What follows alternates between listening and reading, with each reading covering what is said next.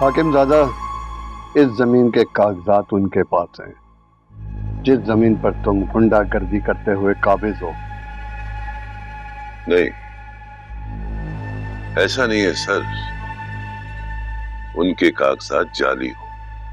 हाँ। उनके कागजात जाली नहीं हो सकते, जानता हूं तुम्हें मैं।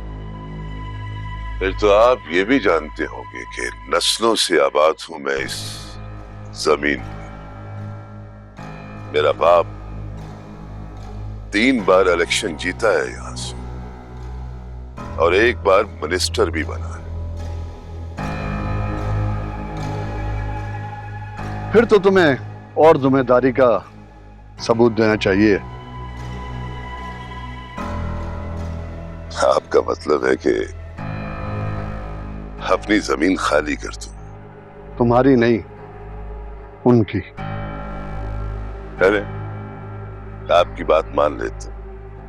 कोर्ट चलते हैं। कोर्ट जो फैसला करेगा मुझे मंजूर हो। आपको भी पता चल जाएगा कि ये जमीन असल में है किसकी। मैं फिर आऊंगा। मुझे लगता है तुम मेरी बात पे गौर करोगे। आपने बात खोल ही दी है तो खुद देख लीजिए। मुंशी, ये देखिए, उन्होंने खुद लिख कर दिया है कि ये जमीन उनकी नहीं। फिर मेरी समझ में ये नहीं आ रहा कि आपको यहां भेजने की वजह क्या है।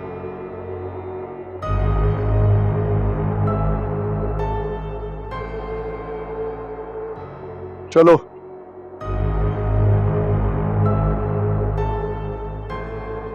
खुदा हाफिज।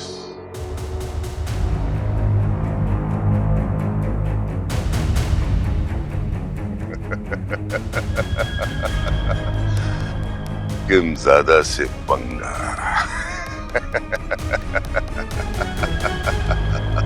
ये जमीन आपकी है या नहीं, इसका फैसला तो बाद में होगा, मगर केस बहुत कमजोर हो गया है।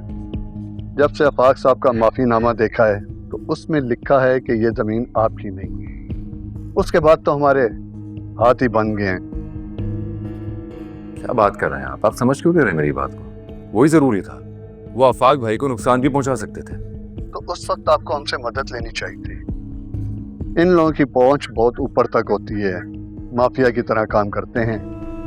बहुत सोच समझ के हाथ डालना पड़ता है इन लोगों पर। Actually thank you very much, आपने इतना साथ दिया हमारा, इतना ताउन किया हमारे साथ। Thank you.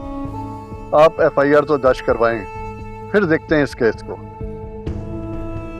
जी, मैं आपको बाद में बताता हूँ। So nice of you. Thank you. खुदा हाफिज।